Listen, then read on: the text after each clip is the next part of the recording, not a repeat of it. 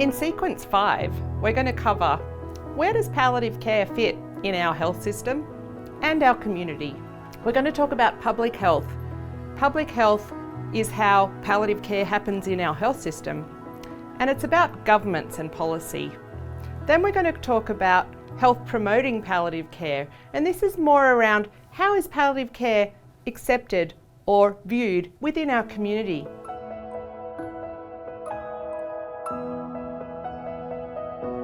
One of the concepts around health promoting palliative care is, what is a good death? What is a bad death? It's different for everyone.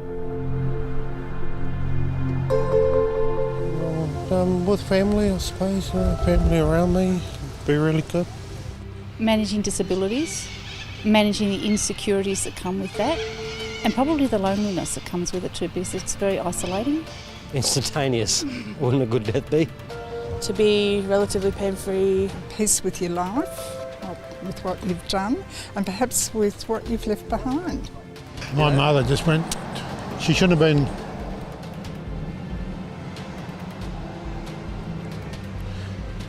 Just shouldn't have happened. No jumping up and down or anything else, just part and do part. Not afraid to die. Actually, it's a bit bizarre, but I'm looking forward to it. He won't let me, but I want to get cremated and have a tree planted on me, but he wants to get buried, so I guess we're going to get buried. One of my children would probably take me on, poor things, God bless them. First wife died of cancer, and I watched that, and that's just horrific. And I wouldn't want to go through that. I'm a coward. I wouldn't want that. Not scared, because I think you could be quite frightened when you're going to die. Yeah, I would like to be like quiet and just go.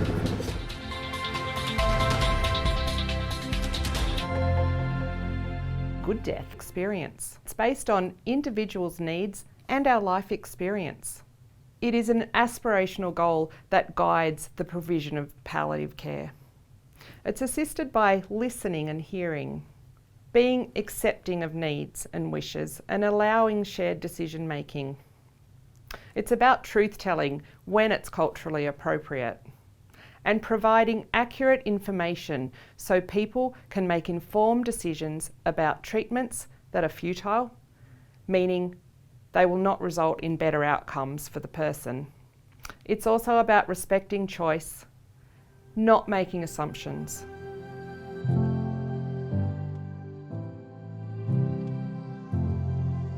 I just want to tell you about one experience I've had.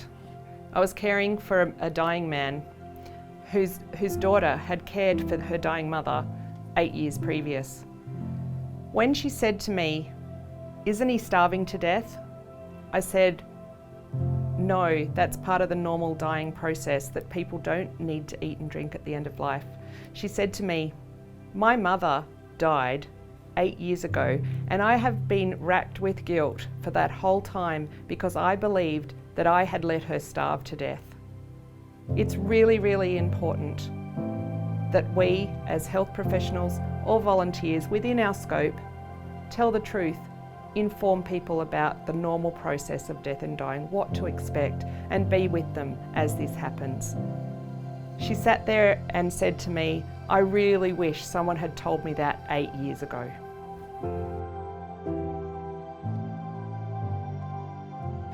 We only know where people want to die if we ask them, where is your preferred place of death? And if that becomes part of the plan, and if we can support people to die where they'd prefer to die, dying's going to be better.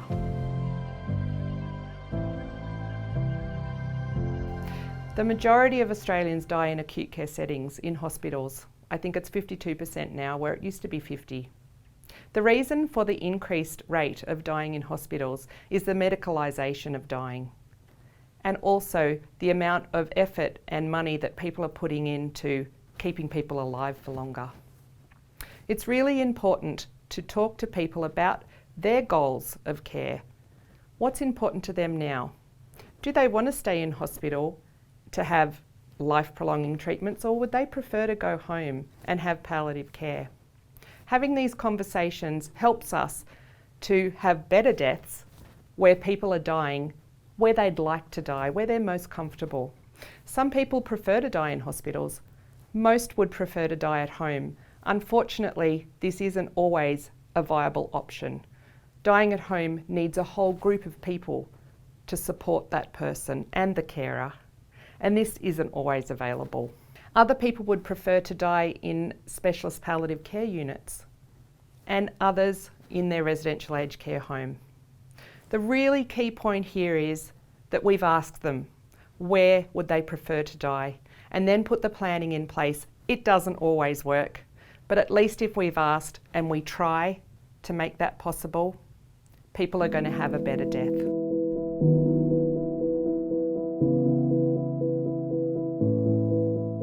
Family, health and family. My children, my grandchildren, and my health. My husband, financial security and good health. I think as a mother, mothers tend to try and keep the families together, and I think that's very important to have family. Health's important, family, peace and quality of life in Australia, yes. Health is one of the most very important things in life. My wife's in the cemetery, so she wouldn't mind at all. I can't think of anything else. I think if something happened to our health, either myself or my husband, it changes your whole life. I had a bypass 18 years ago, which was a wake-up call, and it certainly changed my life since that day. I've had my mum and my brother pass away before me, and they suffered cancer, and I know the people that work in palliative care are amazing, and they really do make a difference. How long ago since she passed? March the 27th at 8 p.m. Oh dear, so not long at all then. No, that must be difficult. You don't have a half of it. These diseases are unavoidable, and they do catch up with you, but I think, you've got to have some fight and just keep going and just see how far you can go. I haven't met anyone that's come back from the dead yet, and everyone's got to go, haven't they? So it's part of life. That's life. You just got to get on with it.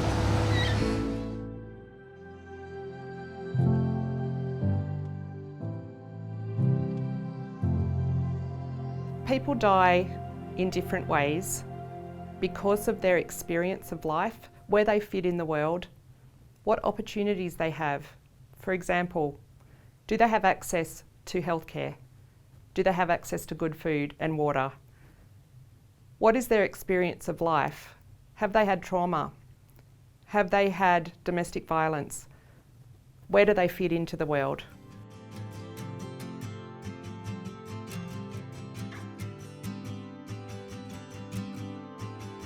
Each person is going to have a different experience at the end of life. What our job is to find out how we can help that person and meet them where they are now. How can we give equal service to all and equal access to all without discrimination?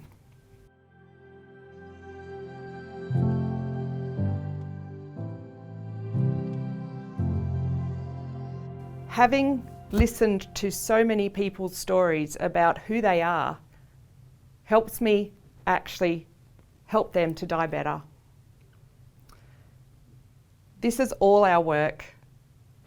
Palliative care, end-of-life care, all of our work, all of us as a community, healthcare services, this is all of our job to do.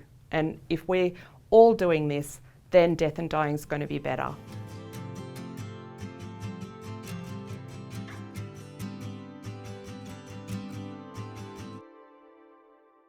Some groups in our community don't trust the health system. This may be because of where they've come from. Maybe they've been refugees. Maybe they're our First Nations people. Maybe they've been in organisations or institutions that have hurt them. We really need to be cognizant of caring for these people at end of life and understanding that they may not want to talk about death and dying. That might not be culturally appropriate. They may not want to be touched. They may not want to have personal care. All of these things happen for a reason. It's our job to ask How do we care for you? What is the safe way we care for you? What do we need to know about you to get this part of your life right?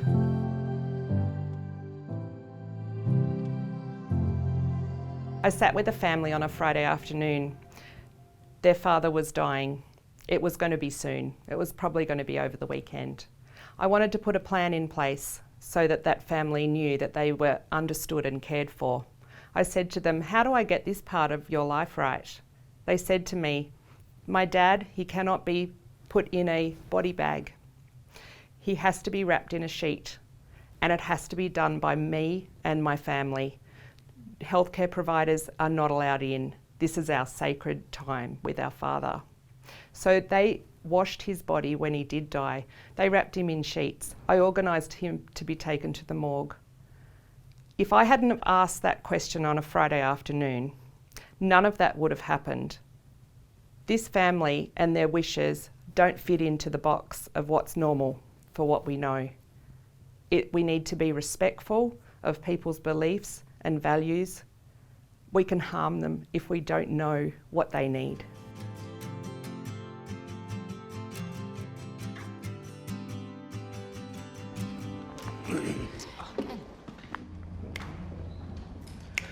Baba waya ninumangi angela namunia. It's very important to have the conversation. I think it's really important to talk about this stuff. It's very good and very important to have that conversation about palliative care. Around our dinner table, we talk about work, our life in general. We're talking about the old days when it was little. Politics, state of the world. My son is into cars all the time. It's like a 24-hour conversation as well. Sport. Sport is a big subject in our house. Yeah. How are we going to build this? How are we going to pull that down? We never talk about dying. You don't speak about death. You don't expect to die unless you're old. But you know, it's a funny thing. The children, they don't want to hear about that. Why? I can understand. In our culture, I guess it's very hard for us to talk about looking after someone who's dying around us, because we're men. I think you block a lot out of your mind because you just don't expect it to happen. Probably not looking forward to the day, but then again, who is and who isn't, and who knows what's going to happen. I was diagnosed with motor neurons disease in June last year at the age of 47. And he turns to Mum and he says, "You've got Alzheimer's." John, he passed away. To see your son your child lying there in bed, not being able to do anything, and he's crying, he's upset, I'm crying, I'm upset. We're asking that, why? I understood palliative care as the last stages of someone's life where they get to feel a bit supported and comfortable even though they know they're going to pass on. I guess we'd spoken about it, on and off over the last, 20-odd years that we've been married, and sort of, maybe jokingly saying to Lisa, I don't want to be a burden on anyone. I don't want anyone to have to wipe my nose for me for the rest of my life. And yes, my daughter does know what I want if anything happened to me and if she had to make that decision. It's the last act, your last transition. Whew. Yes, well, I hope they don't start fighting over who's going to get my house and all that after I've gone. They just, my mother says she won't pass me any money, she only passes me love, that's it. If it's okay with my children, well, I'd stay with them as well, unless they couldn't look after me. In Aboriginal culture, we like to all stick together. I'm still at home. Ma think that if one day she was really sick, she still want to choose medication. An advanced healthcare directive has a variety of elements to it, But one of the most important things is a directive to people around you caring for you in the terminal phase of life about how you would like to be cared for. For the individual, an advanced health directive will protect you. It will make sure that your wishes are honoured. It helps the family, it helps to understand the process, and I firmly believe it gives dignity to the person who's dying. When the time comes, you need to know what I feel comfortable with and what I wanted, instead of having to guess that at a time when you're least able to do so, when emotions are running so high. So if people don't have an advanced health directive, I see a lot of conflict, a lot of different ideas on what the individual would have wanted. I want the people in my life to know what I want. Palliative care is an approach to care which enables people to have good quality of life, even if they have a terminal illness. So it goes right from the beginning of the diagnosis to time of death. It's not just about end of life. It's I've since found out that, you know, a lot of my neuro patients go into palliative care for little stints, like 1 week or 2 weeks to, you know, sometimes get their medication right and that sort of thing. Palliative care, they were there with me all the way. They were just beautiful.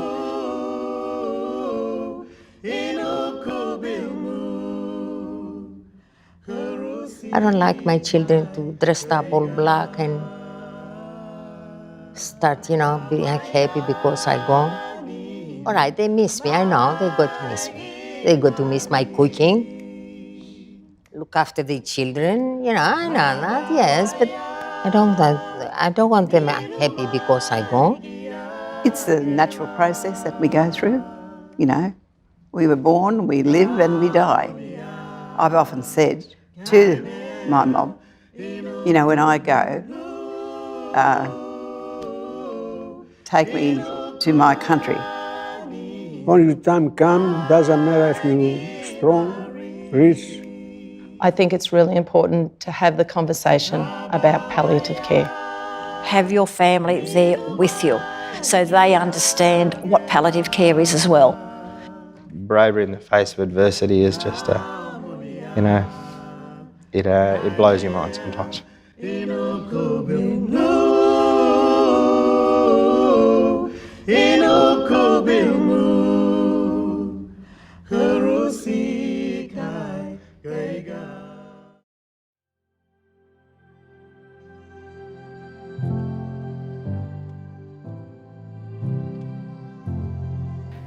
As healthcare workers and volunteers, it's really important to understand that not everyone can read or not everyone has English as their first language. We need to ask people and their families, what information do you need and what's the best way for us to give that to you? It's important to have information in different formats. Some people like to look at things online, other people like to have pamphlets, other people just like to talk. It's important to get to know who you're caring for and to know what their needs are so we can get this bit right. What are the goals of public health promoting palliative care? Health promoting palliative care is led by experts and it builds policies, public policies that support dying, death, loss and grief. And it creates supportive environments and social supports.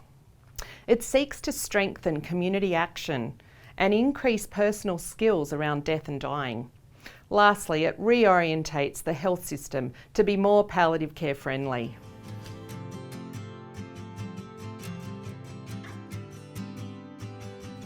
What are the goals of public health palliative care? Compassionate communities.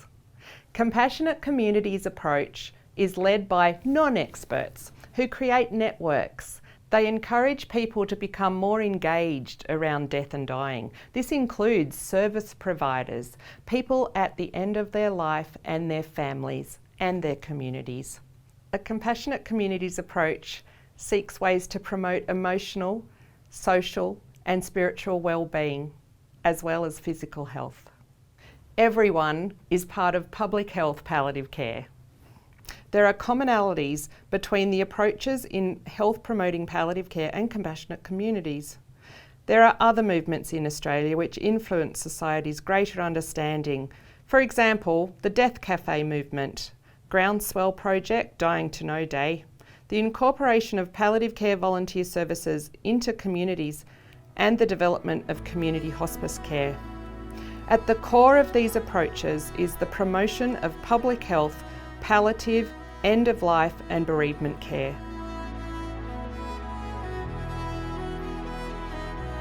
The consumer voice is very big with palliative care, and we should be promoting this.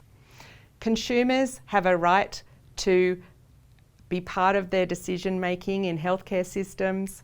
They need to be part of advanced care planning, and they need to be there and be offered shared decision making whenever they're making decisions about their life. Particularly when people are no longer able to make decisions for themselves, it's really, really important that we talk to their alternate decision maker, their legally appointed alternate decision maker, so that they have a voice in decision making and end-of-life care. Together, we are stronger. We've now come to the end of Sequence 5. We've been through so much. The big take-home message here is palliative care is everyone's business.